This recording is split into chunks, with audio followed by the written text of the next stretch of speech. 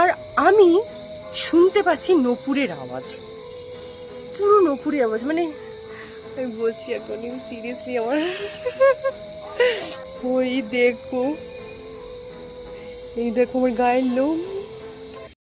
So hey guys, this is me Rita. চলে এলাম next আরেকটা ব্লগে। সবাই ভালো আছো? আমি বিন্দাস আছি, ভালো আছি। এখন শরীরটা ঠিক আছে আগের থেকে। আমার কালকের ব্লগটা যারা দেখোনি তারা তাড়াতাড়ি যাও আমার ইউটিউবে দেখে এসো। কালকে নর্মালি একটা ব্লগ করেছি, তেমন কিছু নয়। বাট যারা আমার ডেইলি ব্লগ দেখতে ভালোবাসো তারা যাও, গিয়ে ব্লগটা দেখে এসো। আমি ছাদেই শ্যুট করছি। আর এখন ঘড়িতে কটা বাজে জানো? Dinner complete. এখন ঘড়িতে বাজে 10টা বাজতে যায়। খাওয়া দাওয়া করে, বেশি করে খাওয়া দাওয়া হয়ে গেছে। মানে আজকে তো সানডে, তো সানডেতে তো মানে আমার চিট ডে, তো একটু বেশি করে খাওয়া হয়ে গেছে। সো সেই কারণেই আর কি। এক সেকেন্ড, ভীষণ পরিমাণে হাত ব্যথা করছে। এক সেকেন্ড। হ্যাঁ বলো এবারে। একটা জিনিস কি জানো তো, বাড়ির লোককে বললাম ছাদে এসেছি। অ্যাকচুয়ালি কী হয় না, মানে ভিডিও করছি, যদি কেউ থাকে তাহলে না মানে ভালো মতো কথা বলা যায় না, মন খুলে কথা বলা যায় না। সেই জন্য বললাম ওই পাশে চলে যাও, ওই ছাদটাতে চলে যাও। আমি ওই ছাদটাতে গিয়েছিলাম, ওই ছাদটাতে আমার কমফোর্টেবল না, আমার এইটাতে আমি অনেকটা কমফোর্টেবল। সেই জন্য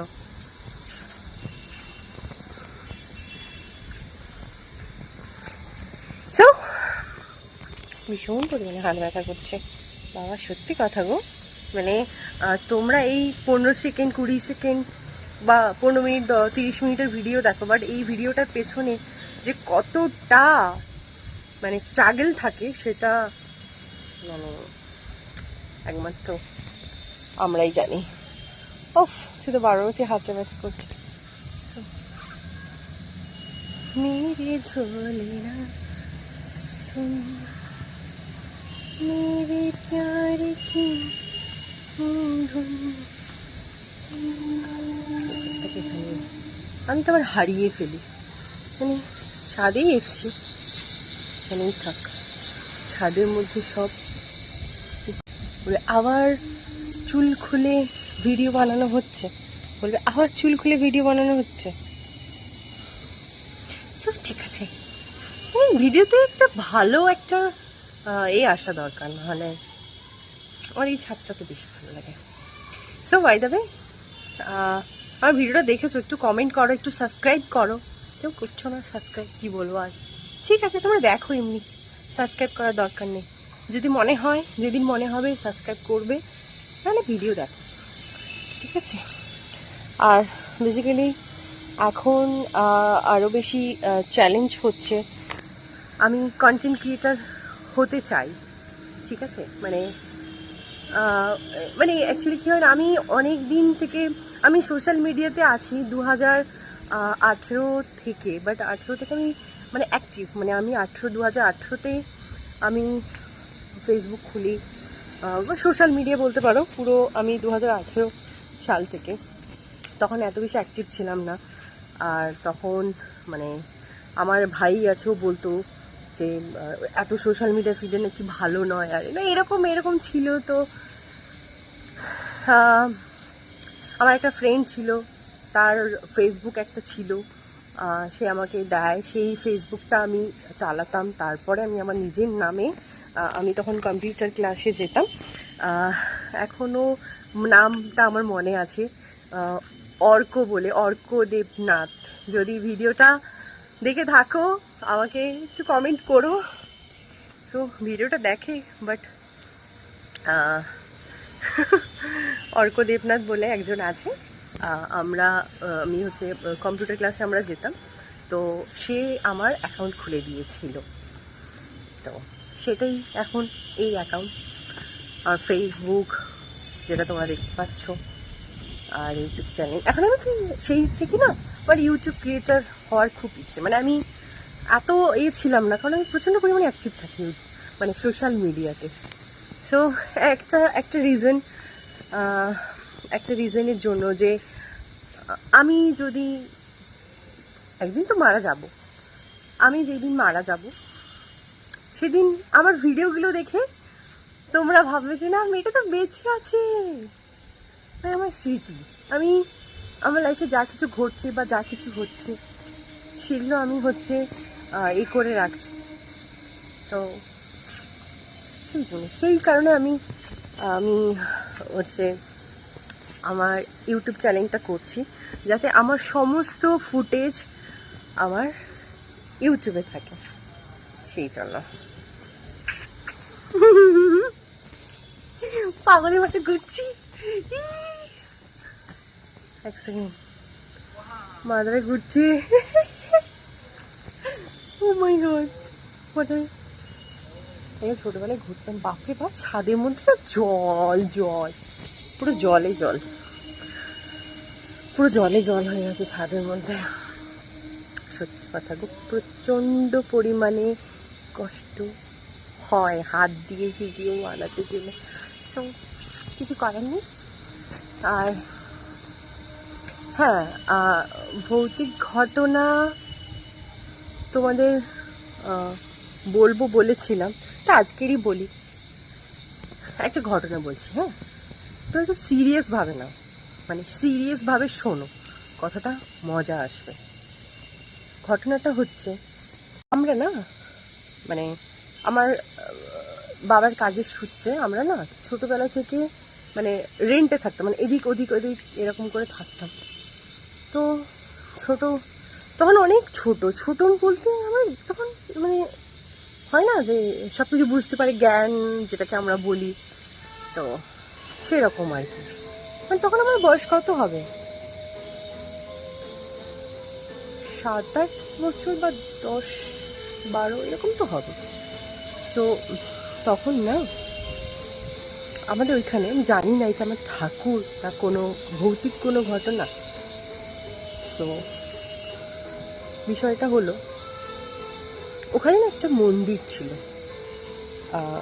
কালী মায়ের মন্দির, কালী মাতার মন্দির ছিল।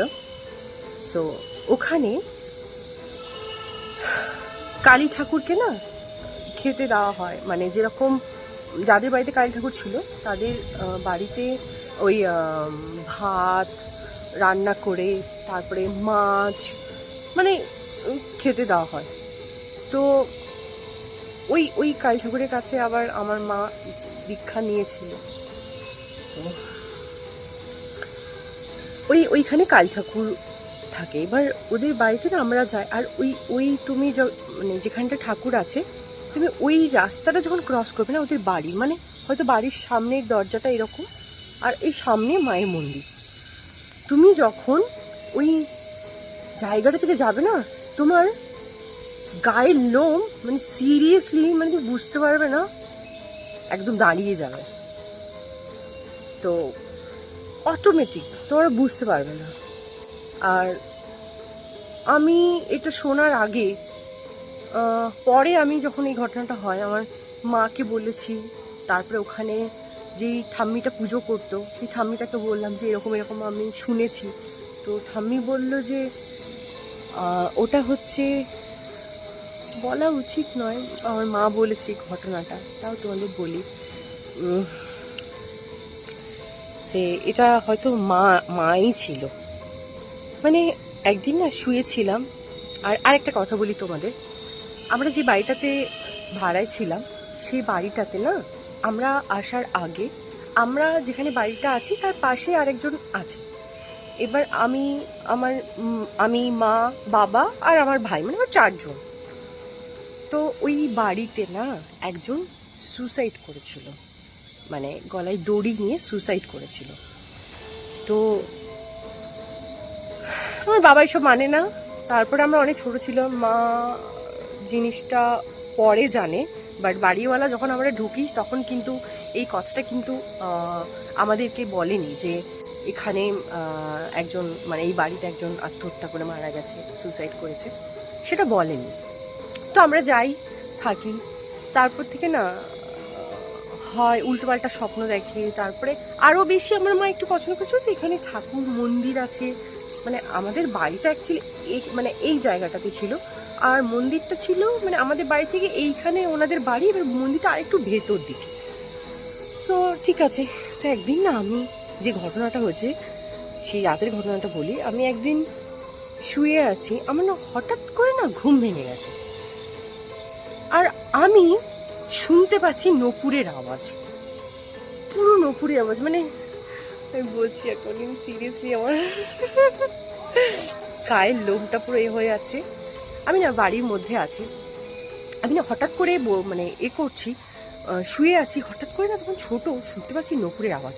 মানে নপুরে কিরকম একটা হচ্ছে, নপুরের আওয়াজটা কেমন হচ্ছে জানো তো, ছম ছম ছম ছম ছম ছম করে, মানে পায়ে হেঁটে হেঁটে হেঁটে হেঁটে না মনে হচ্ছে না, ওই দেখো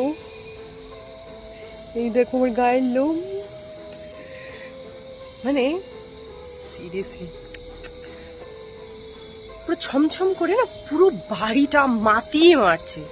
মানে যখন দূরে চলে যাচ্ছি তখন আওয়াজটা অনেকটা স্লো, মানে মনে হচ্ছে না দূরে চলে যাবে, যখন কাছে আসছে ছমছম ছমছম ছমছম ছমছম করে।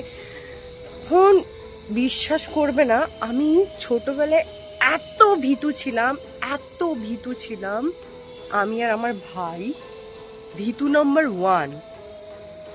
মানে ওই যে আওয়াজটা শুনছি না, মানে আমার মনে হচ্ছে আমি শুয়ে আছি, মানে আমার দেহটা শুয়ে আছে, আমি মারা গেছি, আমার এইরকম ফিল হচ্ছে। আমার মানে বিশ্বাস করবে না আমি কিভাবে মানে ওই রাতটা পার করেছি ওই ছোটবেলায়, ছোট অবস্থাতে। আমি কাউকে ডাকিনি, আমি আমার মাকে ডাকিনি, আমার ভাইকে, অ্যাকচুয়ালি আমি ভাই বেশিরভাগ ঘুমোতাম, আমি কিচ্ছু বলছি না। এবার ভাই ওকে ওকে যে ডাকবো বা কিছু করবো, তো আমার থেকেও ছোট, আমি যদি 10-12 বছরের হই তো আমার থেকে আরো ছোট, মানে আমার ভাই আমার থেকে 5 বছরের ছোট, ঠিক আছে, তা আমার থেকে আরো ছোট। তো মানে আমি না সেই রাতটা কিভাবে কাটালাম আমি জানি না। সকালবেলা হলো, তখন আমি ঘুমোচ্ছি, তখন মা বলছে এত বেলা হয়ে গেছে, আমার মেয়ে মানে ছোটবেলা থেকে না আমাকে নাকি পড়ার কথা বলতে হতো না, যদি স্কুলে যাওয়ার কথা বা টিউশনে যাওয়া, আমি অটোমেটিক নিজের থেকে রেডি হয়ে বেরিয়ে যেতাম। আমার মা বলে এত বেলা হয়ে গেছে, ওর মেয়ে তো কখনো ঘুমোয় না, কি হয়েছে? আমার মা যখন আমাকে মাথায় হাত দিয়ে গায়ে হাত দিয়ে দেখলো, আমার না লিটারালি মানে পুরো জ্বরে গা পুড়ে যাচ্ছে, মানে জ্বর এসে গেছে। মা বললো হঠাৎ করে মানে ভয়, এতটা পরিমাণে ভয় পেয়েছি, সেই ভয়ে না জ্বর এসে গেছে। তারপরে আমার মা কি করলো যে সঙ্গে সঙ্গে মা বললো যে ঠিক আছে ও থাক, আজকে স্কুলে যাবে না। সঙ্গে সঙ্গে কী করলো, আমাকে আমার বাবাকে বললো যে ও স্কুলে যাবে না, ওর জ্বর হয়েছে, ওকে ডাক্তারের কাছে নিয়ে যেতে হবে। আর আমার একটা ডাক্তার আছে ছোটোবেলা থেকে, মানে আমার জ্বর হয়েছে, আমার যা কিছু হয়েছে, মানে ডক্টরটাকে আমরা জেঠু বলতাম, মানে ওনার যে বোন, সরি বোন, হ্যাঁ বোন, মানে ওনার শালি বলতে পারো, ওনার কাছে আমি টিউশন পড়তাম। আর যেই ম্যাডামের কাছে পড়তাম ওনার ছেলের কাছে ম্যাথ পড়তাম, ওনার যে হাজব্যান্ড ছিল ওনার কাছে ইংলিশ পড়তাম, মানে এরকম, মানে ওদের ফ্যামিলির কাছে, ফ্যামিলিতে সবাই কাছে আমরা টিউশন পড়তাম। তো ওনার জামাইবাবু হচ্ছে ওই ডক্টর, আর ওই ডক্টরের কাছে আমি গেলে ওই ডক্টরটা জাস্ট আমাকে ছুঁয়ে দেখবে, বা ওই যে হয় না তোমার জ্বর মানে হয়েছে, জাস্ট তোমার হাতটা নার্ভটা চেক করার জন্য ধরলো, ব্যাস আমার এখন ঠিক হয়ে যাবে। সো আমার মা আমাকে, আমি ঘুম থেকে যখন উঠলাম আমার মা আমাকে, এখনও আমার মনে আছে, মানে আমি ভোম, মানে কি বলবো, একটা ভম টাইপের হয়ে গেছিলাম, ভোম বলছি সরি, যাই হোক, ভম টাইপের হয়ে গেছিলাম। তো সেখানে না মানে আমি না চুপচাপ হয়ে গেছি, সাইলেন্ট হয়ে গেছি। তারপরে মা ডাক্তারের কাছে নিয়ে গেছে, ওষুধ খাওয়াচ্ছে, তাও কিছু হচ্ছে না। আমার যে আতঙ্কে আমার গায়ে জ্বর এসছে সেটা না বুঝতে পারছে না, মানে আমি কিছু বলতে পারছি না। আমার মা না হঠাৎ করে, আমি জানি না কি হলো, তারপরে ওই দিদা, মানে ওই দিদাটা, ঠাম্মিটা যে পুজো করতো, উনি না বিকেলে একদিন বসে আছে, মানে একদিন চলে গেছে, তারপরের দিন বলছে কি হয়েছে তোমার মেয়ের, রিতার কি হয়েছে? আর বললো জানি না, হঠাৎ করে জ্বর কমছে না, পেটের গ্যাসে, মানে ছোটো বাচ্চাদের হয় না গ্যাসে জ্বর, বলছে গ্যাসে জ্বর এসেছে না কি জানি না। তো উনি বলছো ঠিক আছে একবার মেয়েটাকে নিয়ে আয় তো এখানে। তো আমি গেলাম, ওখানে গিয়ে উনি ঠাকুরের পায়ের ফুল, জবা ফুল মাথায় দিল, এই করলো, তারপর একটু আরতি, ঠাকুরের আরতি করা এগুলো মাথায় টাথায় দিল। তারপর আমার জ্বরটা ঠিক হয়ে গেল আস্তে আস্তে, আস্তে আস্তে না, মানে উনি আমাকে মানে এরকম যেদিন হয় তার নেক্সট ডেতে বিকেলবেলা বসেছিল, সন্ধেবেলাতে আমাকে এরকম করলো, সকালবেলার মধ্যে আমার জ্বর ঠিক হয়ে গেল, আমি আবার নর্মাল হলাম। অনেক দিন চলে যায়, 2-3 দিন 4 দিন, তারপর না হঠাৎ করে আমি বলছি এই ঘটনাটা, মা জানো তো একদিন রাতে না আমি এরকম শুনেছি। আমার মাও না সেম জিনিস শুনেছে, এইগুলো নিয়ে নাও। বৃষ্টি হচ্ছে ছাদের উপরে, বুঝতে পারলে? আরে কথা বলো না, আমি ভিডিও করছি। তারপরে হচ্ছে হ্যাঁ আমি এইখানে বসে না, দেখো এক সেকেন্ড লাইটটা জ্বালিয়ে দাঁড়া। বৃষ্টি শুরু হয়ে গেছে, সেই জন্য এখানে বসে বলছি। তারপরে আমার মাও নাকি শুনেছে, মা বললো তুই শুনেছিস এরকম? বলছে হ্যাঁ। বলছে কবে? আমি বললাম এরকম যেদিন জ্বর হয় সেই তার আগের দিন রাতে আমি এরকম শুনেছিলাম। মা না বিষয়টাকে মানে ঠাম্মিকে বললো যে তোমাদের বাড়িতে না মানে এরকম করে আওয়াজ শুনতে পেলাম, নুপুরের আওয়াজ ছমছম করে আর এরকম করে। তারপর অনেক সময় আমার মা তো শুনেছে, আমার এখনো গায়ে লুমি হয়ে যাচ্ছে, আমার মা তো শুনেছে আমাদের মানে ওই বাড়িতে প্লাস আমার বাড়ির চারপাশে ঘুরছে। তো ওই দিদাটা বলল যে তোমাদের বাড়িতে একজন আত্মহত্যা করে মারা গেছে, তোমরা আসার মানে 1 বছর আগে মানে বাড়িটাতে কেউ নিচ্ছিল না, যে সুসাইড করে মারা গেছিল বলে। তো মা তো শুনে অবাক, মা বলে আমি দুটো ছোট ছোট বাচ্চাকে নিয়ে বাড়িতে আছি, আর উনি একবারও বলবে না, বাড়িওয়ালা একবারও বলবে না যেখানে একজন সুসাইড করে মারা গেছে? তো সেটার জন্য হলো। তারপরে দিদা একটা কথা বললো যে হয়তো এটাও হতে পারে যে আমাদের মন্দিরে আমাদের যে মা থাকে সে রাতে করে বেরোয়, পাহারা দেয়। সো এখনো পর্যন্ত জানি না সেই বিষয়টা কি। তো আমার সঙ্গে ছোটবেলায় এরকম ঘটনা হয়েছে, তারপরে অনেক স্বপ্ন, মানে খুব বাজে বাজে স্বপ্ন দেখতাম। তারপরে আমার মাও দেখতো। তারপরে মেন কথা, আমার মা যখন জানতে পেরে যায় যে এরকম ঘটনা হয়েছে, তখনই আমার মা বললো যে না এই বাড়ি আমাকে ছাড়তে হবে, আমার বাচ্চাকে নিয়ে থাকি, ছাড়তে হবে। তারপরে আমরা ওখান থেকে চলে আসি, বাড়ি ছেড়ে দিয়ে আমরা অন্য জায়গায় আবার রেন্টে থাকি, মানে সেই এলাকাতেই থাকি বাট অন্য বাড়িতে থাকি। এই হচ্ছে ঘটনা। এবার জানি না এটা সত্যি মানে কোনো কিছু আছে না মা ছিল স্বয়ং, সেটা জানি না এখন পর্যন্ত। সো এরকম ঘটনা আর আর কি বলবো, আর তোমরা একটু কমেন্ট করে জানাও মানে মানে সত্যি কি কোনো শুভ শক্তি অশুভ শক্তি বলে কোনো কিছু জিনিস আছে? আর যদি তোমাদের এরকম কোনো স্টোরি থাকে তো তোমরা কমেন্টে আমাকে একটু জানাতে পারো, আমিও তাহলে একটু শুনতে চাই, বুঝতে পারলে? সো চলো ভিডিওটা এখানেই শেষ করছি, আর দেখা হচ্ছে নেক্সট একটা ব্লগে। ততক্ষণের জন্য আমার ভিডিওটা দেখো, লাইক কমেন্ট শেয়ার করো আর সাবস্ক্রাইব করো, ওকে? সো চলো, রাধে রাধে, জয় শ্রীকৃষ্ণ।